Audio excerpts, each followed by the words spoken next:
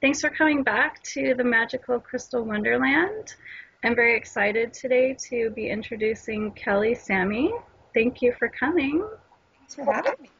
Alrighty, so Kelly has had a near-death experience, and I've been really enjoying watching her videos and the kind of information she's been sharing that comes from having that kind of experience. There's going to be a link in the description section for everyone to go ahead and check out your videos so they can watch the full length explanation of your near-death experience. But if you wouldn't mind just giving a little bit of just kind of a recap for anyone who hasn't watched that. Sure. Just a little bit of a basic experience. Yeah, so February 2008, I had reached an all-time depressive low. I was in a pretty severe depression state for about a year, I think, leading up to that time. And, my entire life for 39 years was that of a victim. I felt victimized by life. Everything that happened seemed to be happening to me instead of for me. Reached a real low where my mind actually was in control, and I believed everything that my mind was telling me. Mm-hmm. And at that stage, my mind was telling me that those in my life would be better off without me, including my dear sweet son. There were many things that led up to this, and really they don't matter, but a culmination of things happening in my life brought me to a place of wanting to leave this earth and deciding that I was going to kill myself. Right. For anyone who hasn't been watching videos, this was actually suicide that led to your near-death experience. Yes, it was a suicide, and it was planned. There was a lot of thought that went into this. It was not a spur of the moment. I've just had enough and did it. I planned it for weeks. Nobody knew, obviously, and I was successful. I overdosed on pills that I had accumulated and saved. I wanted to ask you about that. Where did you get the pills from? Were you prescribed them, or? Yes, the doctors on the I lived in New Zealand at the time, and the doctors on the small island where I lived were happily giving me antidepressants, which were making me more depressed. Oh, yes, I've been there. The one that they gave me was Lexapro. And as I would go into the doctor and tell him I was feeling more depressed, he would increase the dosage. So I was getting more and more depressed. So I stopped taking them and I started storing them up for quite a period of time. I also had anti-anxiety medication, Xanax, I think it was. And then I collected over-the-counter sleeping pills. I had no idea that antidepressants could be used to overdose. I never really thought about it. Yeah, probably not the wisest choice because you can really damage yourself. Yeah. So did you have some residual issues from? No, not at all. The other thing I wanted to ask you is, I was listening to your story about, and what I hear is you overdosed, and of course I want you to share some of the story about being outside of your body. But you say that you came back to your body and then you woke up in the hospital, and I missed what happened. Like, how did you get from point A to point B? Yeah, how did you get from out of your body into the hospital? Did someone help you?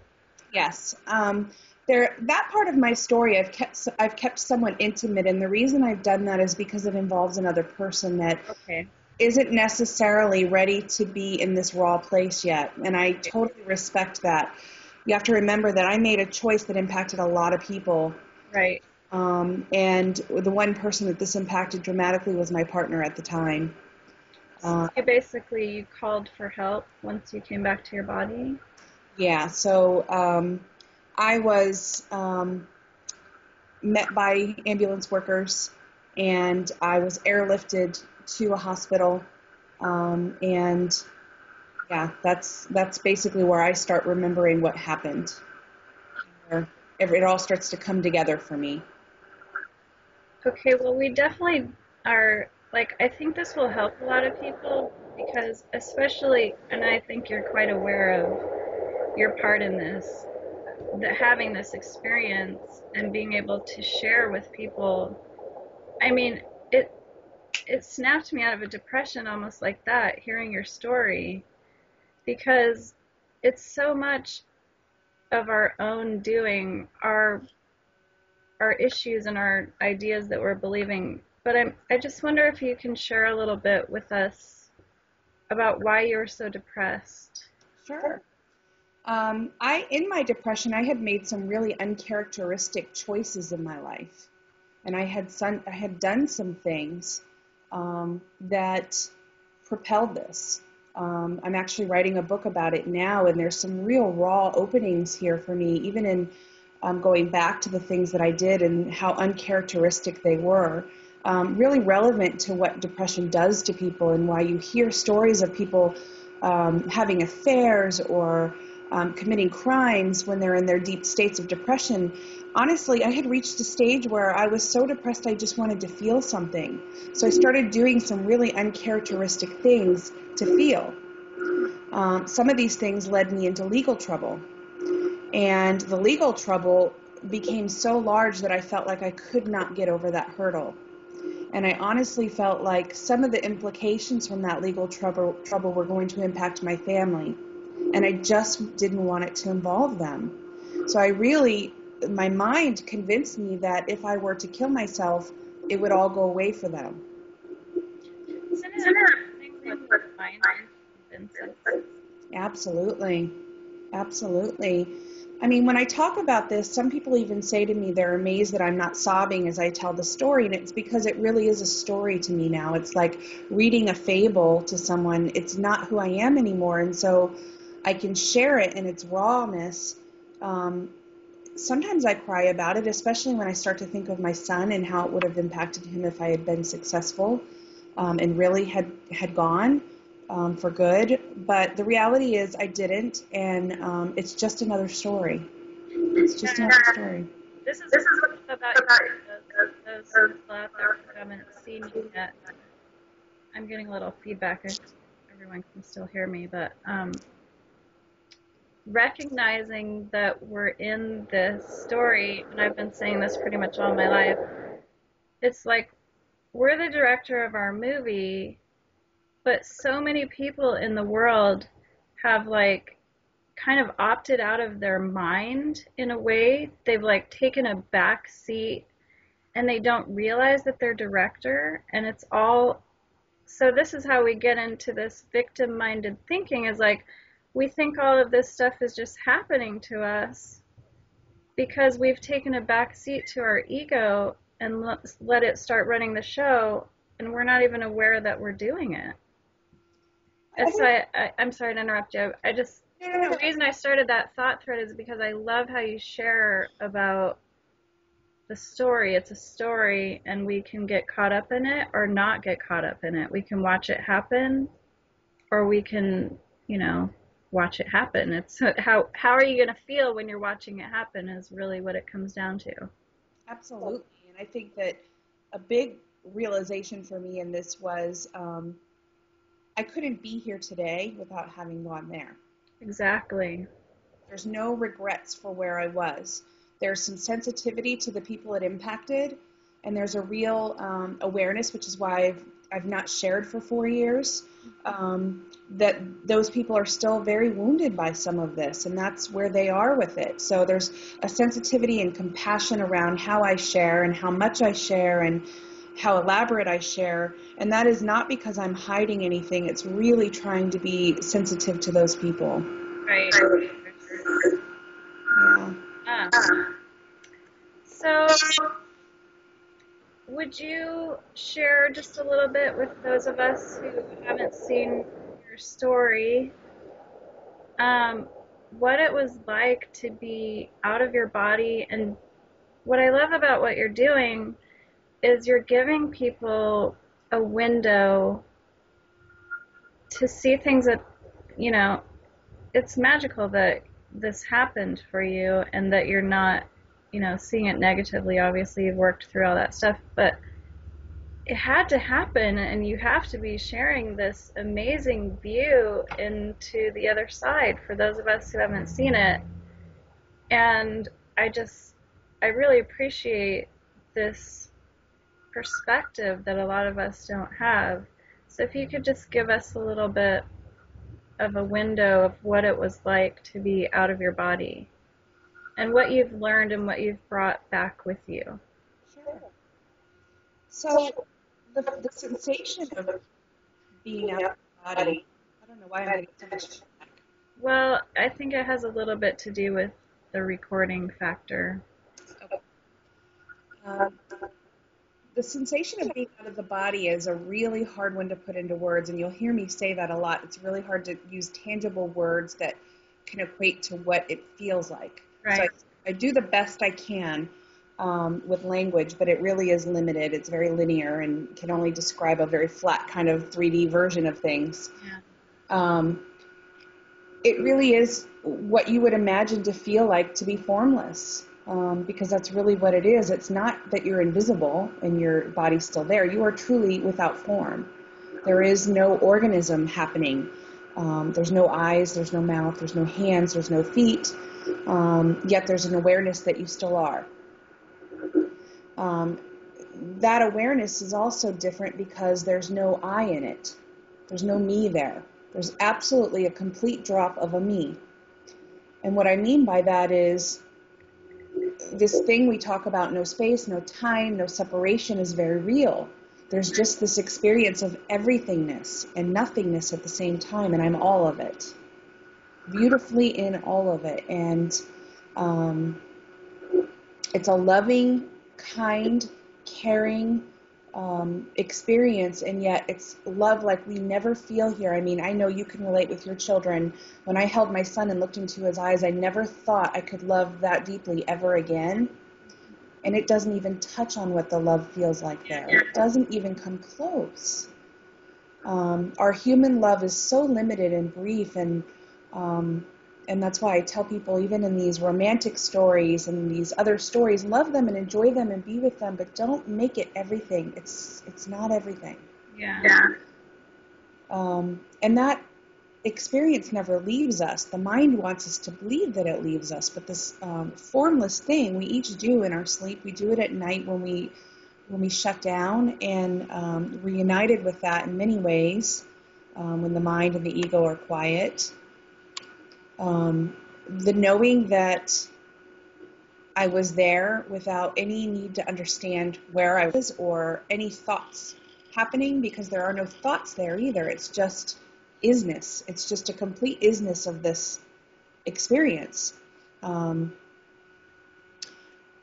There was no questioning if I had died. There was no, I shouldn't have done that. There was no regret. There was no remorse.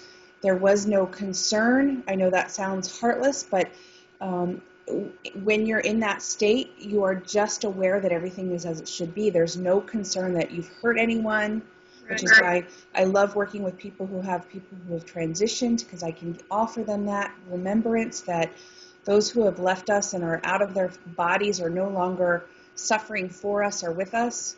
Yeah, because we can't conceive of not having an ego that determines all these little ideas that we have all the time about everything, which is all it is just ideas.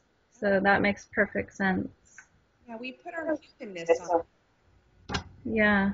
and they're not in this human state anymore. And I know that many of the things that I share go against what some of the other psychics in the world talk about, and I'm okay with that too. I'm not here to be right. I'm only here to share my experience, and part of that is kind of demystifying the thought that there are trapped souls or there are lost souls or any of those stories. Was just not my experience, and I can only speak of my experience. There's just a pure loving energy, and even those who don't believe that there's something else cannot be separated from that. It's just impossible. When you leave the body, you are immediately back to all thing, nothingness. That's just where you are. Right. Yeah, and it's beautiful. It's, I had what some refer to as a life review, but even that wasn't the experience that I've heard other people have had. There's no comparisons or anything going on. I can only share again what happened for me. There was a seeing of everything that I had experienced without any, it wasn't like I was seeing things that had happened and stopped at certain areas and said, okay, look at this was a sin, or look at this was bad, or it wasn't like that at all. It was my entire 39 years flashed before me, and all of it was kind of a celebration. Look at that experience, look at that experience, and all of them were equally loved and appreciated. Was it fast?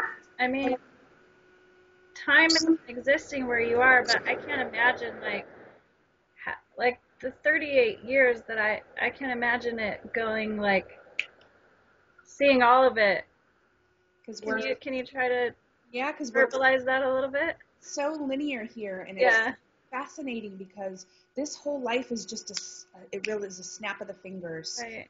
I mean, I feel like people ask me, how long was I there? I feel like I was there for a long, long time. I had so many experiences, and all of them felt in depth and personal, and yet they could all happen at once. It all happened simultaneously, and they were all happening because my awareness was not limited to one thing. It was able to take it all in. Yeah. So there's a complete timelessness, spaceness thing that's happening there, for sure. Do you aware of how you were gone out of the body? Are you aware of how long it was? I was told it was 18 minutes. I was told that I was over 18 minutes that I was physically dead. And that's based on, again, not wanting to make anybody uncomfortable with what had happened, but from the time that I was discovered and the time that the ambulance people got there. So it was a long time to me, though. The experience. 18 minutes of timelessness could really feel like a really long time, I'm sure. And that was just the time that I was discovered. Who knows how long I had been out before then. Oh, yeah. Because I didn't stay with my physical body at all.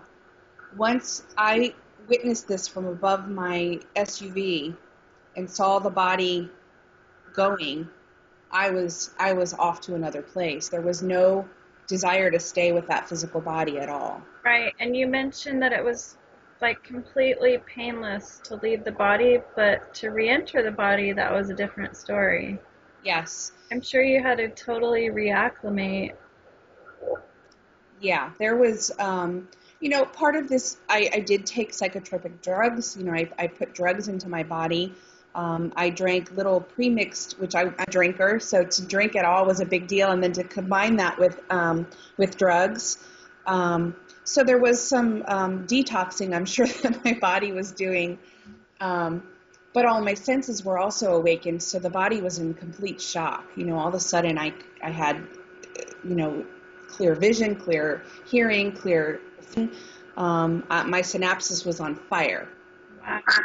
Yeah. So the return, the leaving of the body, and this is another thing I like to give people hope, especially people who are watching people die long, painful deaths. There is no memory of the pain. There is no experience of the pain. I was out of the body watching it die, and there was absolutely no feeling of any of that. And I really tell people, I believe with all my heart and soul that we leave the body before the actual physical death happens. Right. Yeah. This is something that has confused me for a really long time because I've always told people since I can remember, like we're not the body, we're this light driving the body, and the body's like a car. I really connected to you when I heard you say that because I was like, I thought I made that up, But so we're like this light that's driving this car, but somehow this is where I get confused. So I was hoping maybe you have some insight on this. You say you left the body and you watched it die. So there's some kind of life force in the body besides us, do you think? That's No, no, it's actually a little bit beyond that. We are not this body. right, We're not even the operator of this body. We are the witness of the body. right. Our consciousness behind all of it. So even now that I sit here and I'm talking to you and my hands are moving and words are coming out of my mouth, there is still no one doing that. We're not doing that. It's just happening. It's just happening. Consciousness is wanting to experience itself, and it's like I say to people, can a mirror ever see a mirror's reflection? Consciousness is all of this, and it wants to experience a part of it. It can't separate to experience a part of itself, so it creates this illusion of separation into these illusions of physical bodies, each having many, many experiences, and therefore consciousness gets to experience itself in this illusion of separation. I am never this. And then once that happens, the consciousness forgets and it gets confused, and it seems like right at this point in humanity is just about to wake up, but it's like it's so confused. People are so confused. Do you find that? Or I have a really different perspective on it. I think we're all right where we're supposed to be. And I think that one of the things that I was shown in this experience is that we have these beautiful agreements to come down here in this illusion, to have this illusion of an experience, and yet I am never this. I'm never any of it. So how could I be confused? I am confusion. right.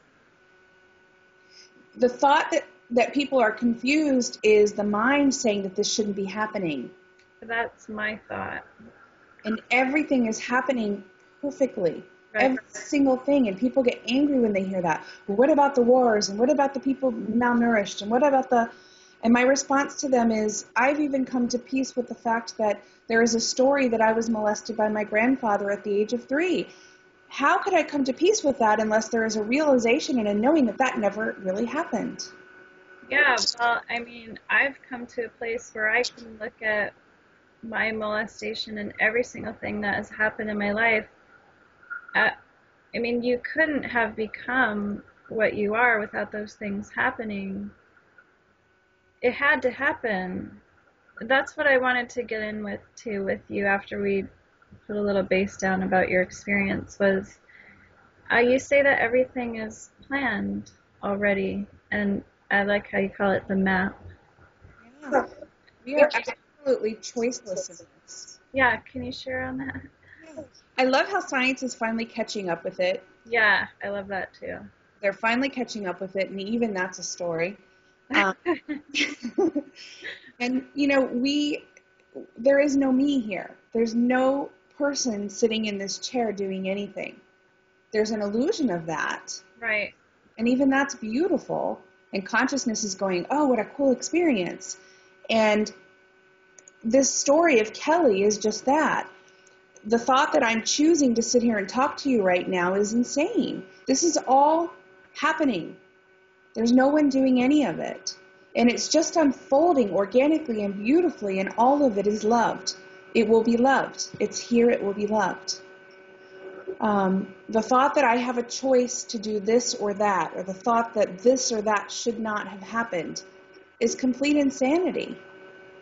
It's saying that, and this is another controversial thing. I do not believe there is such thing as free will. I just don't. From what I was shown, it's all just happening.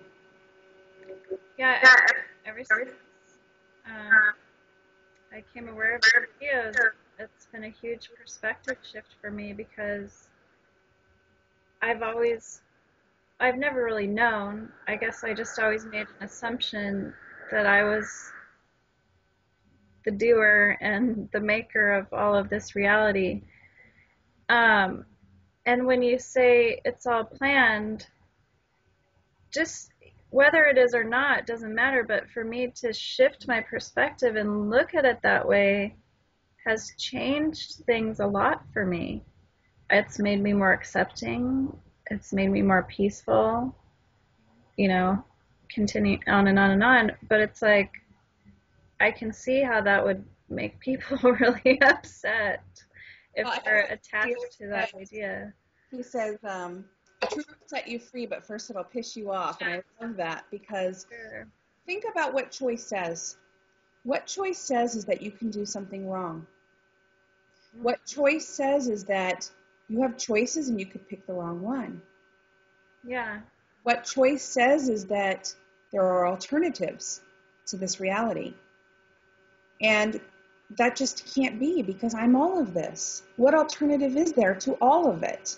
Right. I read something today on Twitter. I think it was Neil Donald Walsh who said, how arrogant are we to think that we could actually go against God's will? You know? And I thought, and I was like, oh yeah, we always think we're making the wrong choice. We're doing this, we're doing that wrong. It's like, oh, I did it wrong. It's like, how arrogant is that to think that God would, you know, you could actually go against the will of the Creator? Well, yeah, of course. That makes perfect sense. And think about it this way. If you are all of it, which we are, what is there that you can do wrong? You're all of it. What is the benefit of having something accounted for or punished for? Right. That again feeds into this this religion-based stuff where my religion is the best religion. There is sin. There is this. There is that. What feels good about that?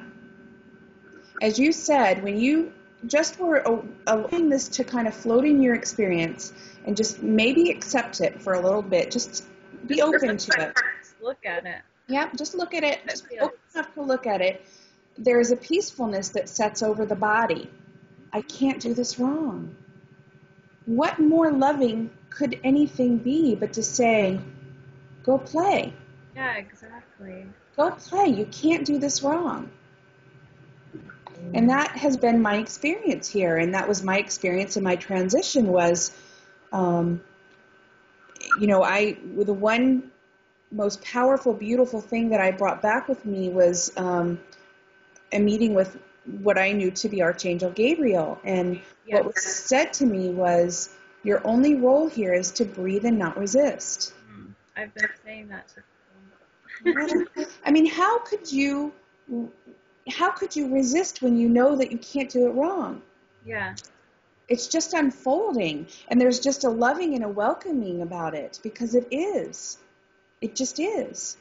It's not right, it's not wrong, it's not good, it's not bad. All these duality labels that we've been conditioned to believe since the time we could speak are all stories. Yeah, they're all, besides being just stories, it's like we attach to what we think to them.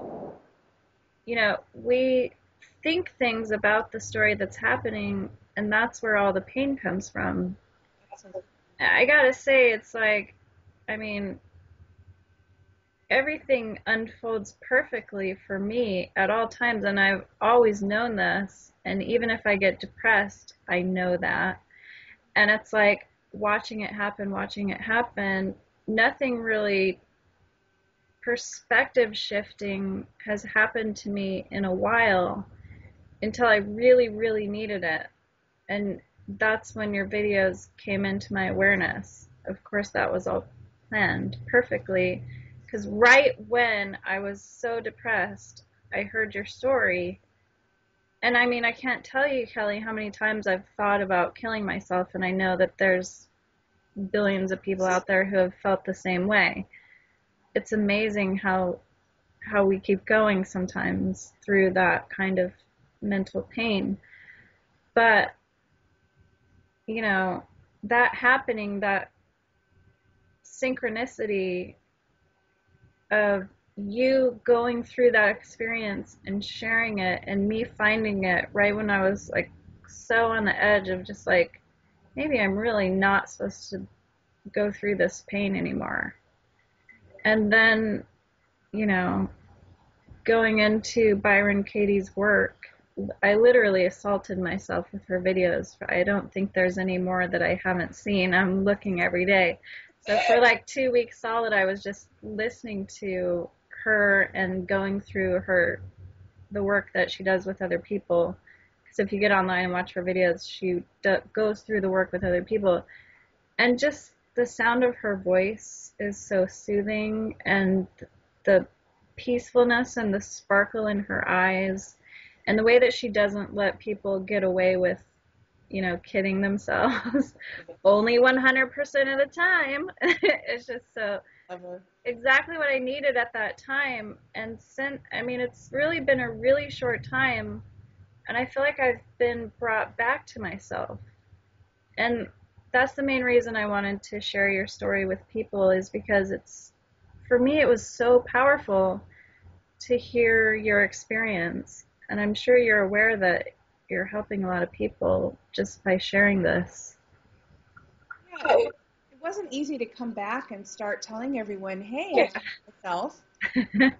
By the way, don't do it. Don't recommend it. It's not a vacation. Yeah. It's been a profound life changer for me. And, this is a gift. This is a gift to share what we've all been through. It's not to commiserate. It's not to sit around and say, woe with me. It's to say, look, there is something else. Yeah, exactly. There is another way. And there really is an ease about focusing on the reality that I am never my thoughts. Right. Which is why I loved stumbling on Byron Katie after this, because that's what I was going to ask you. Thanks for reminding me, is if you came into because you opened yourself up to kind of a new reality, right? Oh, so you stumble on Katie and Muji or anyone else like after, or what were you into beforehand is what I'm wondering. So I was raised Catholic. Okay. And then I left Catholicism in my 20s and kind of branched into this thought that there is a God who's kind and loving, but he doesn't expect me to go to church every Sunday. Right. And that I am here to love people and be kind. That was my only kind of thing. I guess in my 30s, my sister had exposed me to some psychic work by Sylvia Browne, and I thought she was really cool and interesting. Read a couple of her books. And when I went to visit my sister in Long Island one time, she took me to see a psychic. And that was my experience with New Age stuff. Okay. I moved to this small island, and it happened to be a very open community, a beautiful community that I lived in that was obviously right where I was intended to be going through this. I really didn't have the seeker going on at all. I wasn't out there trying to find myself. I was lost. I was depressed. Mm-hmm. I wasn't reading spiritual books. I wasn't reading self-help books. I was just really lost. After my experience, the first week after, I didn't do anything except drool on myself and talk to dead people. I was afraid to sleep because I thought it would go away, so I just didn't want to sleep. And also at the beginning, I didn't understand all of it, so I was afraid to be in the dark. After about a week, I stumbled to our little library on the island, which I kid you not is the size of my coat closet because we were on a tiny island. And I go to the kind of New Age section, which was probably 4 books. I kid you not. And there happened to be a book there. Who was the first book by that I picked up? Gosh. I want to say it was Adyashanti. But I'm not sure. I can't remember. Anyway, I picked it up, and I brought it home, and I just couldn't get enough. I could understand it all of a sudden. It all made sense. Oh, the other book I picked up was The Secret. Oh. Because that was there, and it was popular at the time. So for the next week, I debunked the whole book, The Secret. And my partner would come home from work, and I had pieces of paper on the wall, and I was drawing, just constantly like a mad person, drawing how The Secret didn't work and why it didn't work and what was wrong in the book. Now, he would come home from work, and I couldn't get to an adult person quick enough to share all this, right? Because I've been talking to dead people all day. Yeah. And I don't want to say that I became a seeker, but what happened for me and what happens for a lot of people who go through a near-death experience, I liken it to someone who's addicted to heroin or something, although I've never been addicted to it, just from what I've heard. We're trying to obtain that high again. Right. there is this exposure to this beautiful other reality, and I'm back here, and I'm in love with here. Don't get me wrong, I was euphoric, and I was so happy to be back in life, but there was this desire to reach it again. So I was meditating a lot. I was probably 8 hours a day laying out in the sun on our trampoline there, meditating. I was reading books. I was speaking with my spiritual guide at the time that lived on the island, Layla. I was trying to understand what had happened to me, and I was trying to relate to other people's stories because I needed to understand who I was now. Right. Since that time, I've eased into it. I love teachings, but none of them become my own. They're beautifully intricate, and they're all unique, and they all are beautiful, but not a truth. Again, there's nothing that can point to our truth because words are lies as soon as they're spoken. Yeah, it's a kind of a similar philosophy I have with diet, because we have all these different, I'm into raw food, so we have all these different gurus saying, this is the best diet, this is the best diet. No, you have to eat like this. And it's like, no, you have to eat for yourself, and you're the only one who can ever know that. And that's what I try to teach people. And it's just kind of a metaphor for the same thing, as like, your teaching is really for you. So even if you write a book and sell a million copies, it's still what you're teaching yourself. Great if other people stumble upon something that helps them discover their own teaching, but we've got to discover our own teaching. Absolutely. So I guess about 2 years in, and it's Katie. Okay. I had seen it as a page, and I'm kind of, and all of a sudden I stumbled across her work, and it's everything I was trying to say. Yeah. More concise way. Then I realized she was awake. Yeah, because she had that kind of instant awakening, and that's actually happened to me before, where I've shifted up into the higher dimension. And it's kind of like what you were saying, like I didn't have such an extreme experience as to go out of my body, but to come back down to 3D reality and be like mired in it, it's depressing, because it's like that you get into that etheric space where everything is kind of magical, and then to come back into, like, I call it the collective conscience without trying to insult it, but that's what it is. It's just like this collective agreement that we're all solid, and Yeah, and there's a real ability for people who have had these instant awakenings to constantly try to recreate that. Yeah. And it becomes a new form of seeking because you're once again trying to obtain something that's in the past. Right. With this moment is absolutely the same perfection. Yeah. So I don't think I went into seeking too greatly, but I definitely have had periods of trying to recreate or reobtain the feeling that I had there. Yeah. Once the recognition happened, that's not necessary. Right. That just all left, and I didn't do anything. It just did itself. So Byron Katie is a beautiful soul who has the most simplistic way of looking at our thoughts. And so I point people to her all the time because there's no need for me to come out and try and teach some new teaching when she's so beautifully and eloquently done that. Yeah. Her work is profound, and once it's started, it's instant. And really, it's a shedding. It's not that we need to be out here learning things. There is no teacher or guru that needs to show us anything. It's about shedding all this stuff that we've brought into our minds to think that that's what we're supposed to be doing. Yeah, it's the opposite. Most people think they need to find a state of being, and it's like, it's the total opposite. You need to let go of everything you've attached to. It's shedding, and it's not even shedding because I know you've watched my videos, so you know I speak in the way that there is no one doing it. It just happens. Yeah. It's an awareness that I'm looking at the thought. That thought is not mine. It's not true. Okay, I see it. There it is. Aha. And then it lets go of me. Yeah, and then it releases. Yeah, it's not me doing anything. I love how you were talking about debunking the secret, and I actually wanted to ask you about that a little bit because, and you've even explained this in a video before, at least once, I think, but maybe if you could help us a little more to get our minds around it. We want to create our reality, and everyone wants to manifest. In fact, I fully believe, and I may or may not be right, that I'm a very powerful manifester, because if I believe I'm going to have something, it arrives into my experience.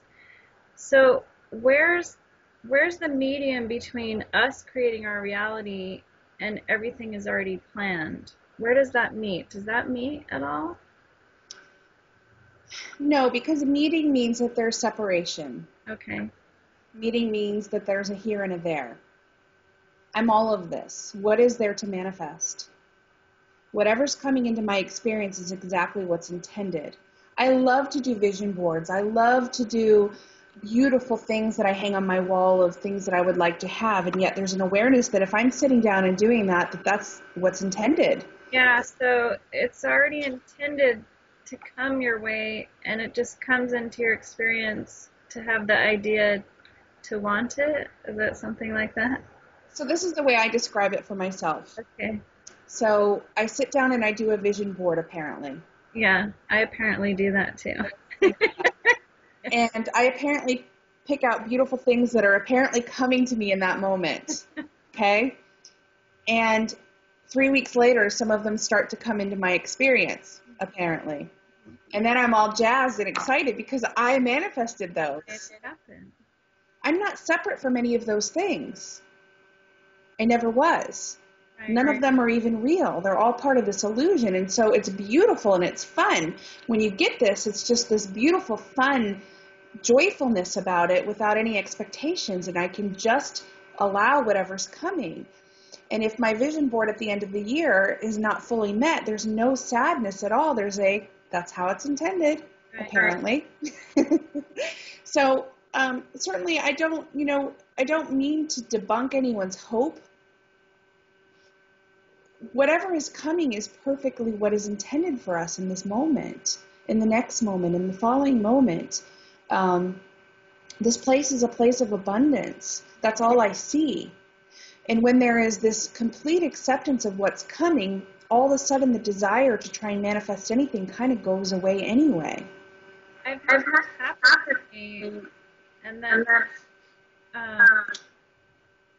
I look back at my experience and I go, well, if I was focusing more on money, would it be coming? Because I let go of wanting to have it.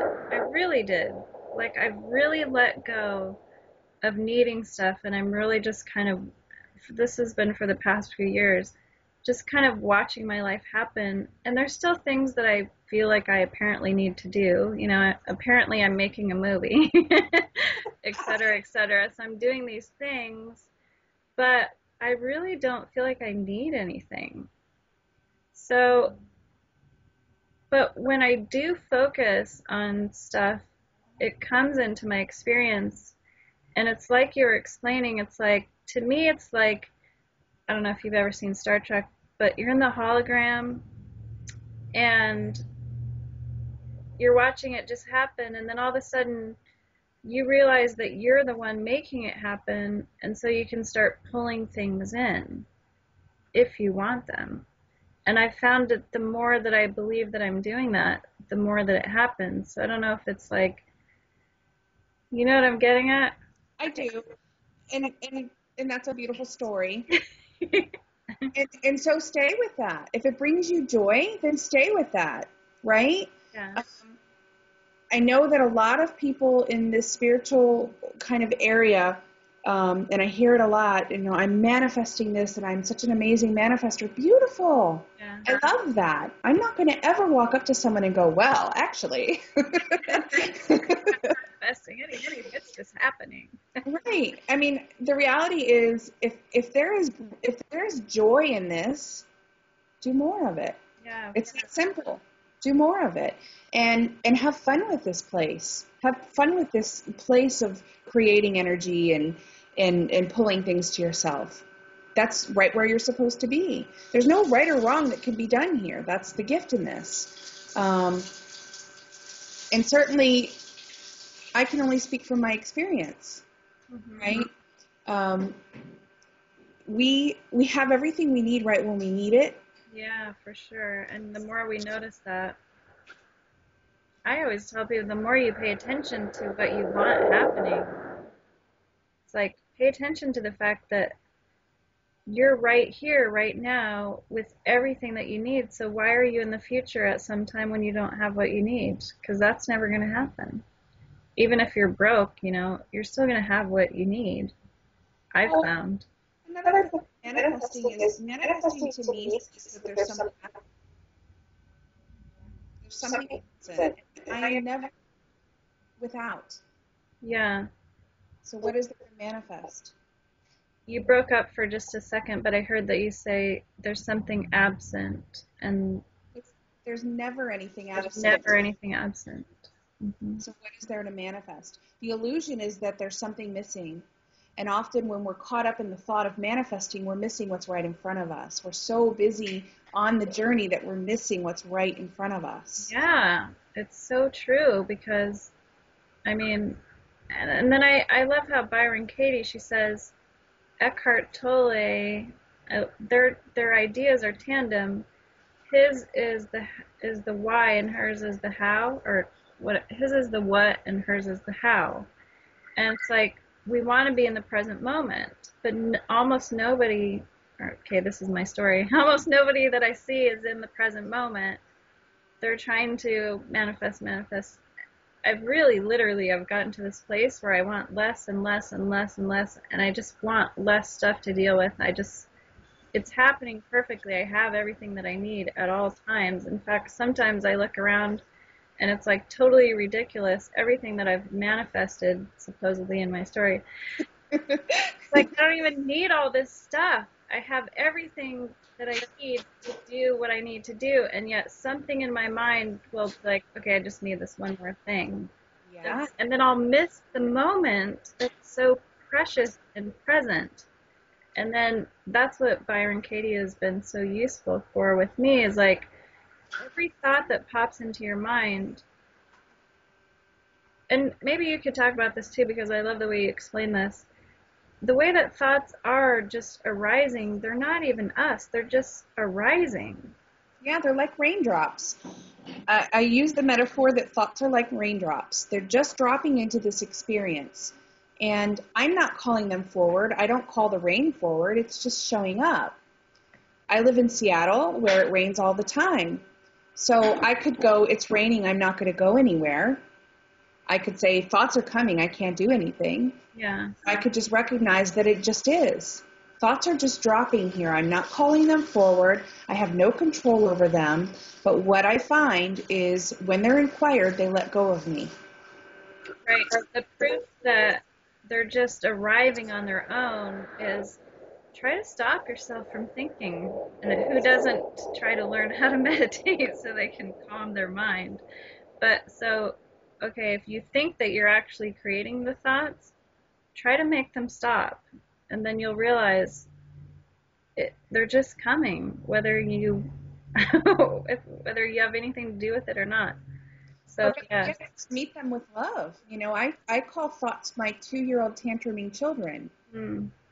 All of them are showing up to be recognized and loved. Oh, there you are, anger. Oh, there you are, jealousy. Yeah. There you are, happiness. All are equally loved. None are discounted, and none of them are excluded. Yeah, because if you smush them down in there, they'll grow as something else, like cancer. People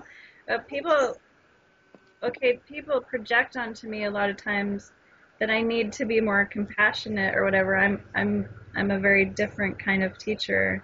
I feel that it's very appropriate for us to feel our emotions, and I believe that everything needs to have its life. So let it have its life.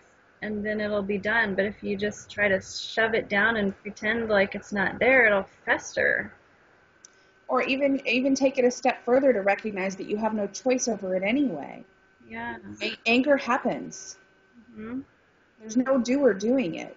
It's just happening. So love that because it's here. Right? Resistance is saying that that shouldn't have happened. I shouldn't have gotten angry. I want to look at that anger. Okay, well, you look at that, and I'll get back to you. I'm going to go have a drink. Because the reality is it just happened. We're choiceless and we realize there's no free will. We can just love whatever's showing up. Yes, I love that. I love that we can just love whatever's showing up. Given that we're allowing anger, jealousy, rage, and all these emotions we've labeled bad, they somehow let go of us. Yeah, if you allow it. Mm-hmm. They don't show up as much. They're still dancing in our awareness like the rain does, but there's no tie to grabbing onto them anymore. And this is why I think the masters just throw their heads back and laugh hysterically, because they're also seeing all these thoughts, but they give absolutely no attention to them. Yeah, I like to watch myself. Like, I'll watch myself being angry and, like, I'll be forgiving myself at the same time. Like, I'll have an outburst because of something that my kids are doing that's just like a trigger of a thought process that I have stuck in my head from when I was a kid, you know, you're not supposed to do that or whatever. And I'll just watch myself do that.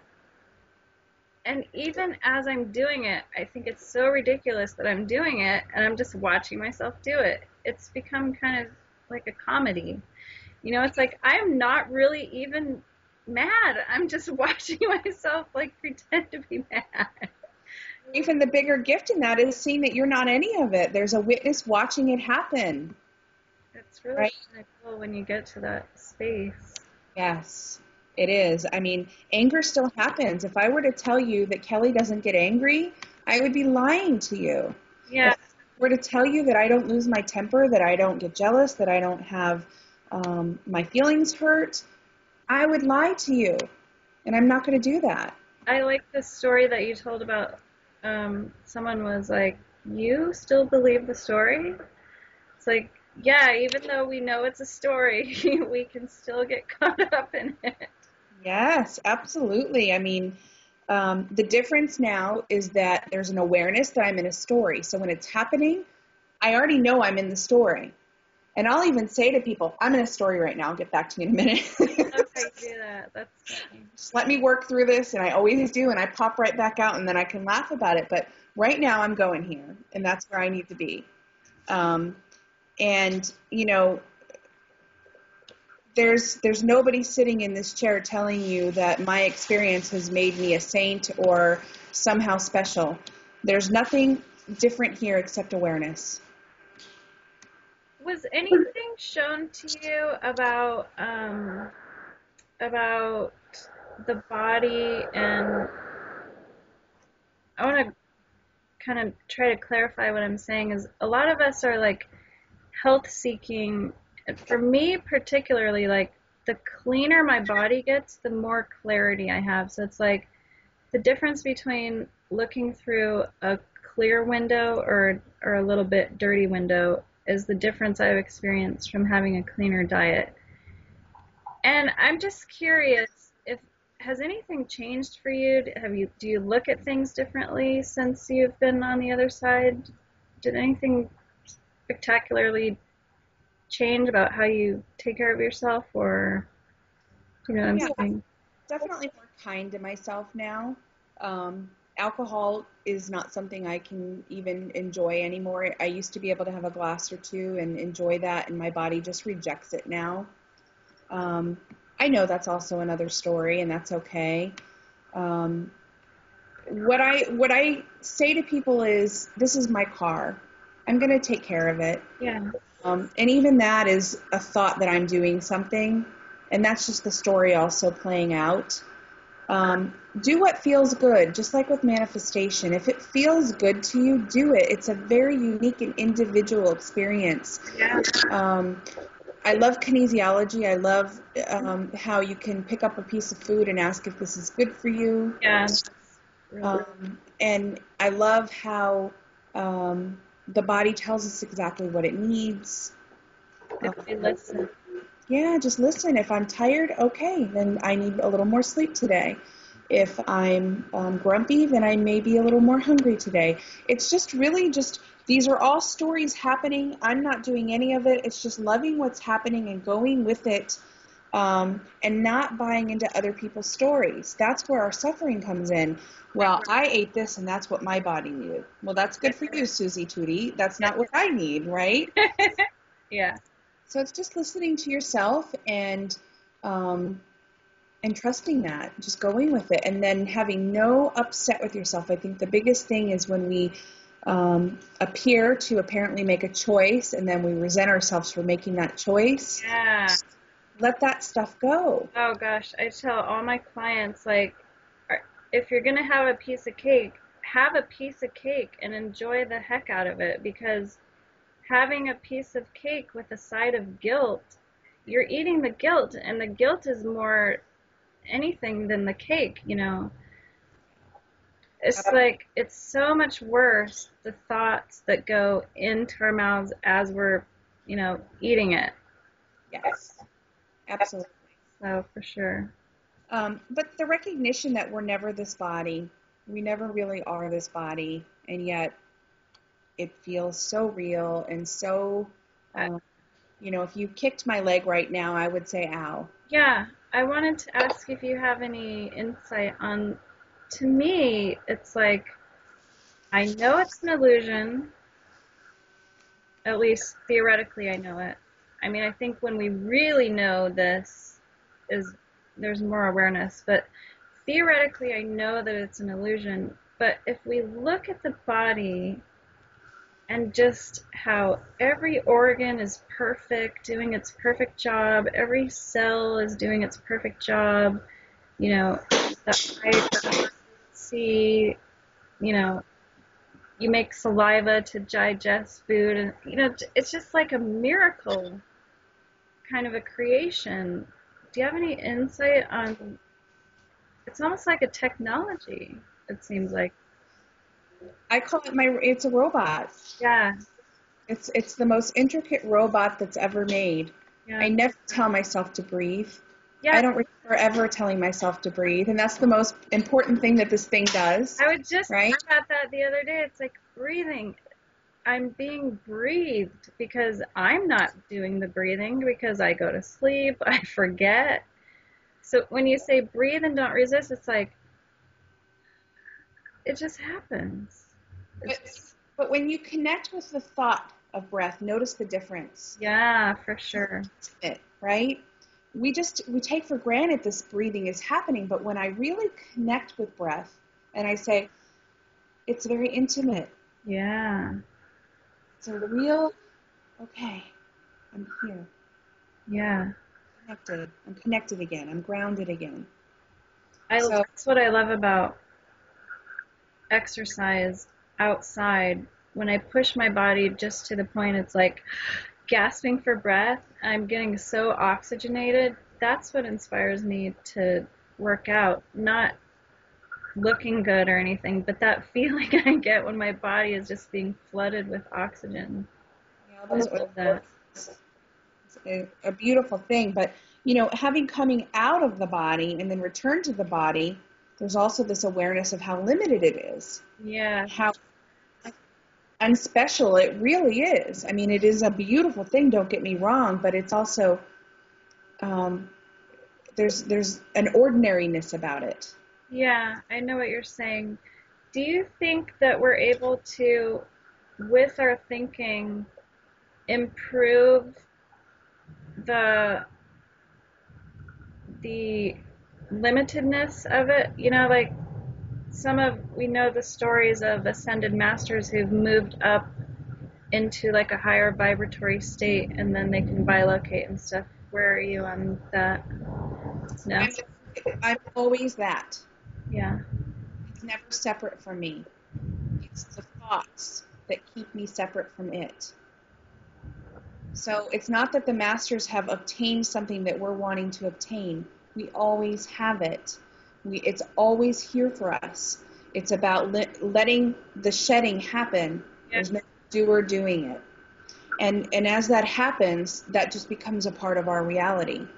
So I guess I'm going to push you a little bit here. And so when you say the body is limited, do you think it's because of our thinking? Because I say we're mired in this collective conscience, and that's really what keeps us from being able to fly, bilocate, telepathy, all that stuff. I believe it's available to us, but we're in our own way.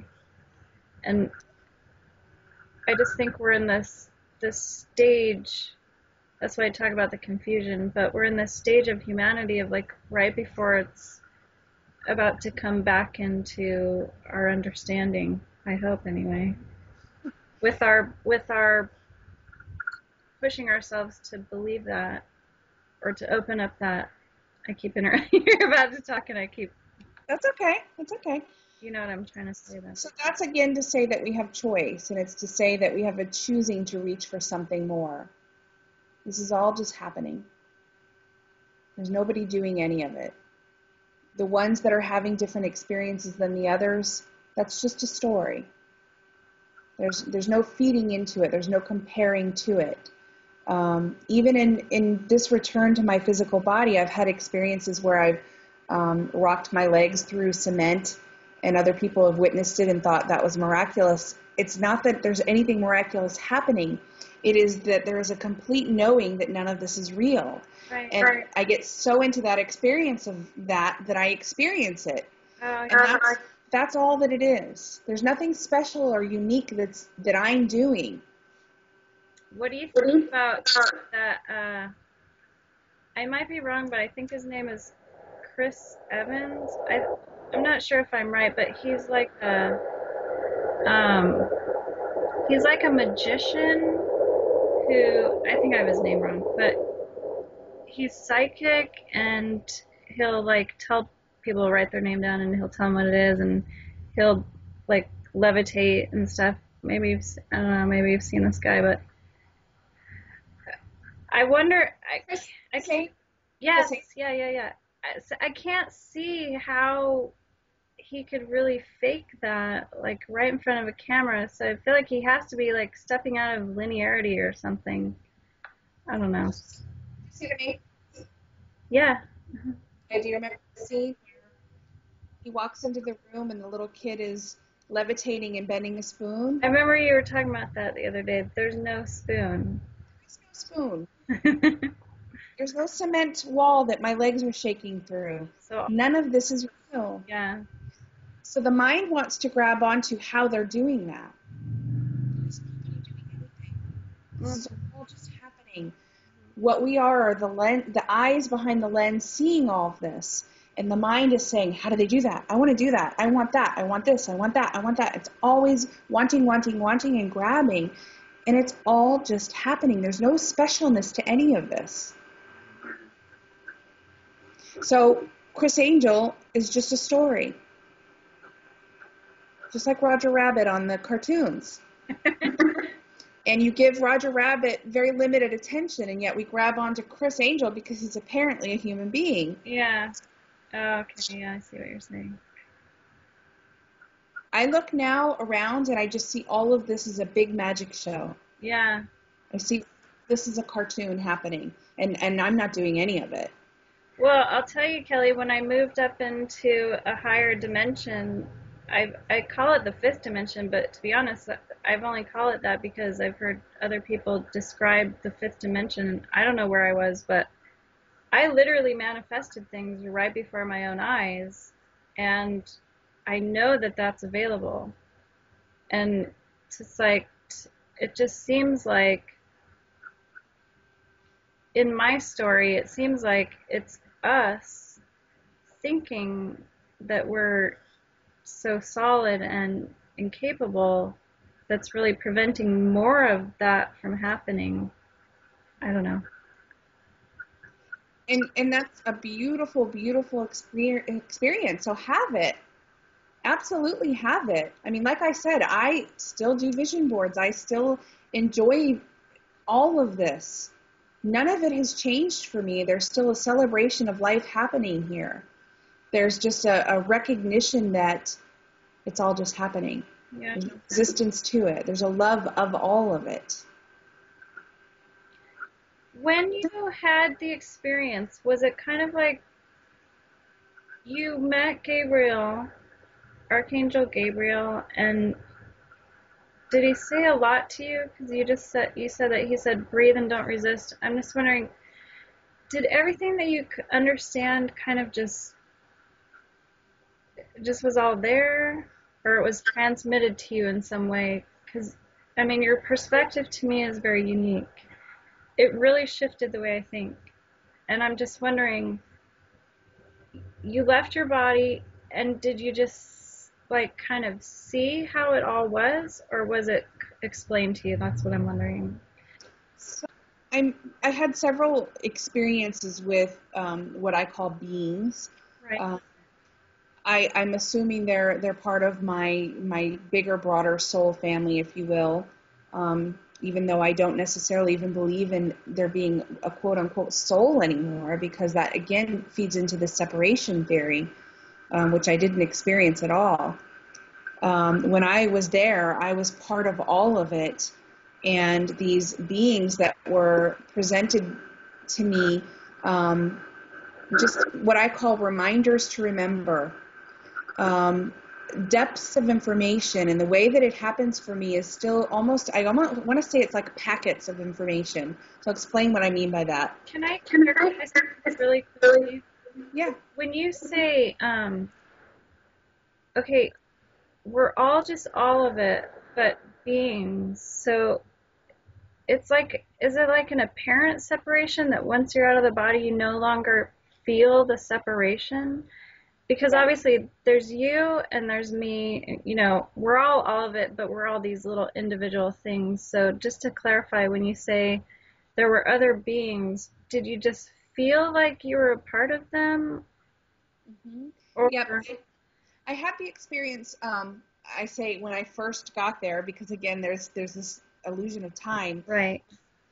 They presented themselves to me in form. Okay. I was not in any form. I was still completely formless. Oh, They were light. They weren't bodies like this, is the only way I can explain it. Several have said to me they were Palladians. I don't know. I don't get wrapped into any of this really. But they presented in a way that I could see them physically separate from all that was, okay.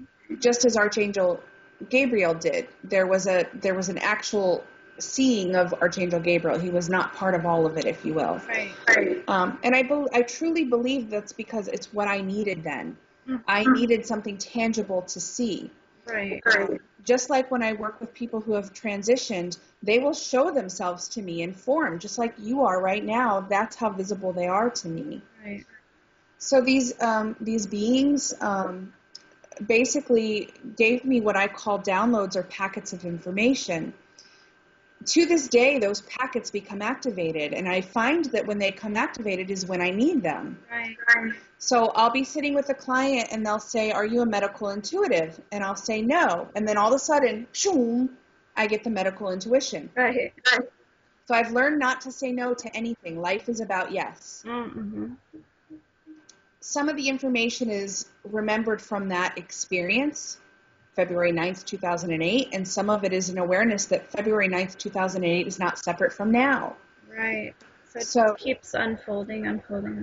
yes, in our linear perception, that happened then and this is happening now, but the reality is it's all now and it's still happening.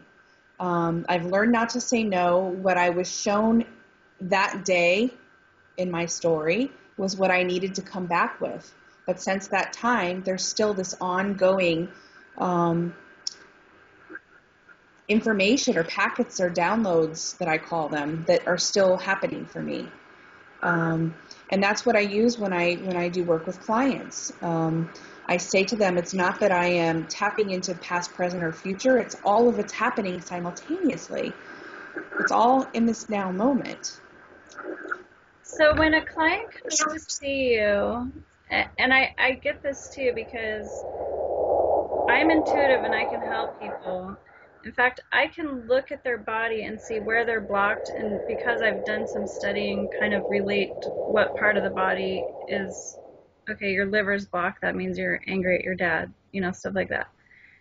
And, but they want you to like pull it out of them so you can prove, you know what I mean? So would you share about that a little bit? Because if people, we want to help you, right?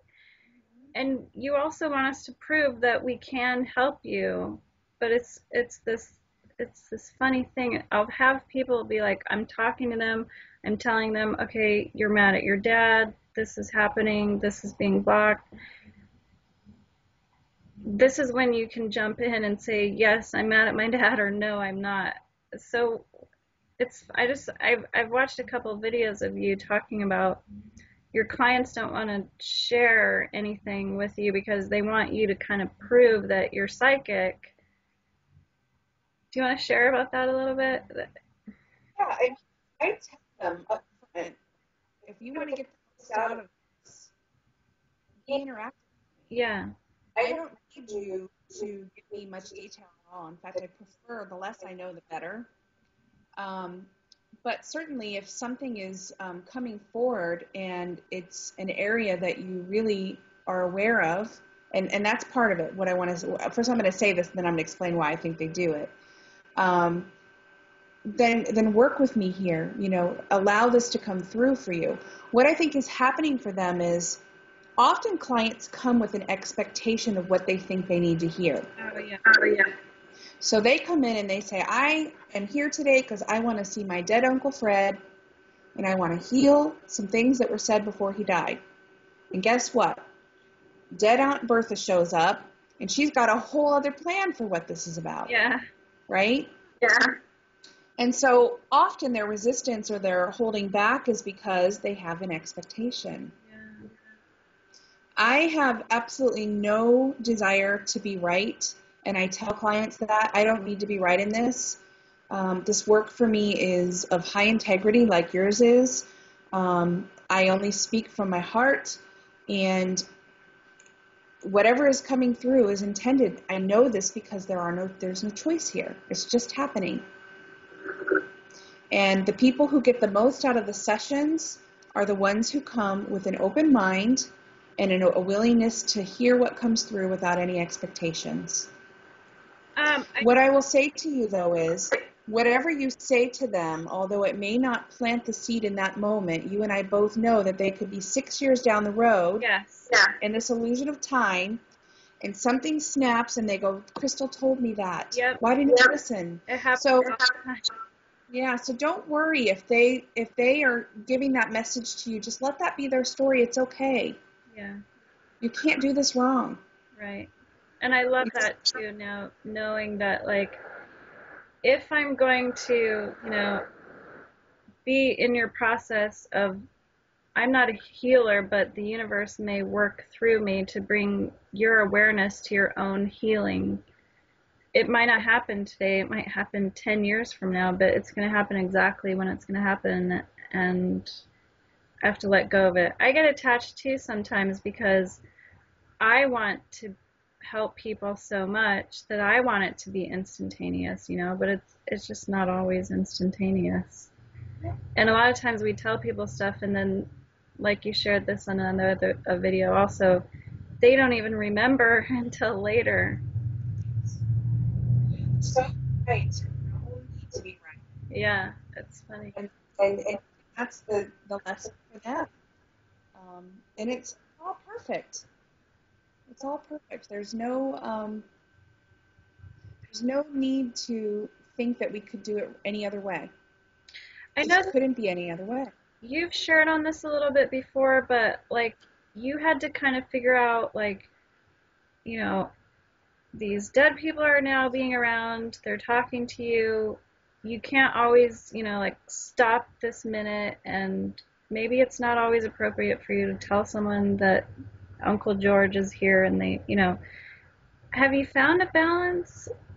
Like if you're with someone and there's someone there, I mean, does it happen to you where like you're just hanging out with someone and entity or someone who's passed will just show up? All the time. I still work in a corporate job, and I'm in a corporate building during the day, and I sit in business meetings, and it happens every single day of my life.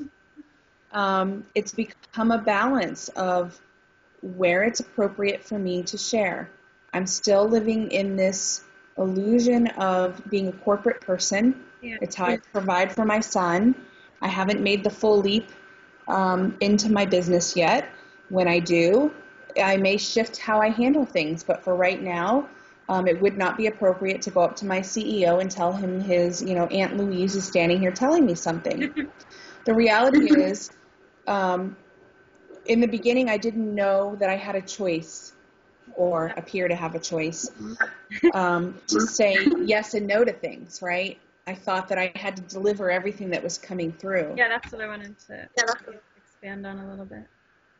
But apparently I can hold back when it's necessary.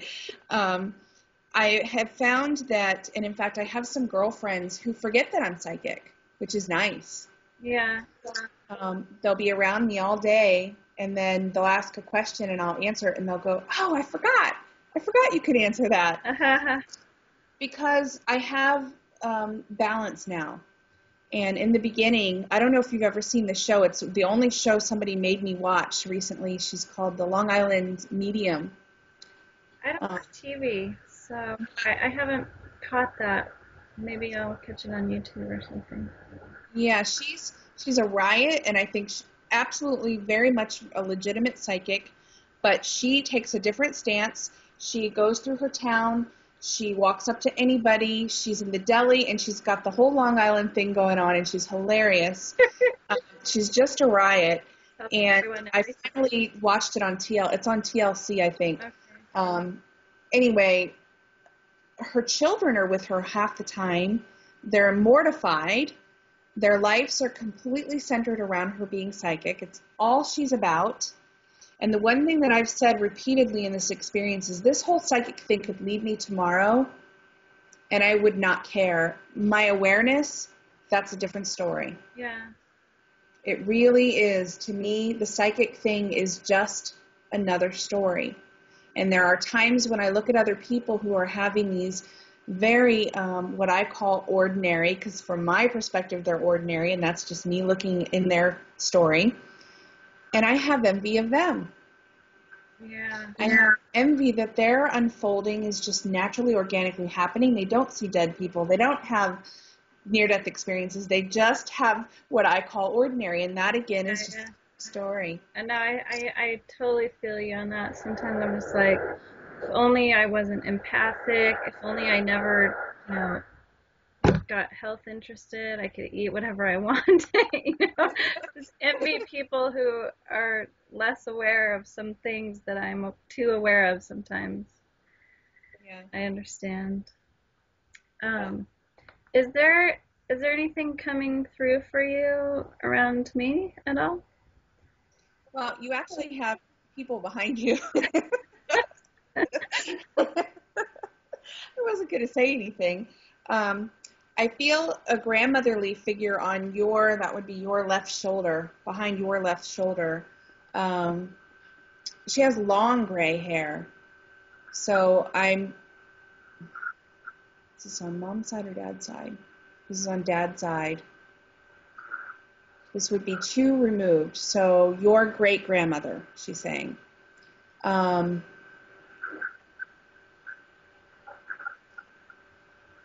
So I don't know if there's a fisherman thing in your family. My dad. Okay. There's a very Nordic feel to her too. So I don't know what kind of a Scandinavian Nordic thing going on. Scandinavian. Okay. Loved jewelry. She's got beautiful jewelry on her fingers, and not just what I call rings. I mean, these are gemstones.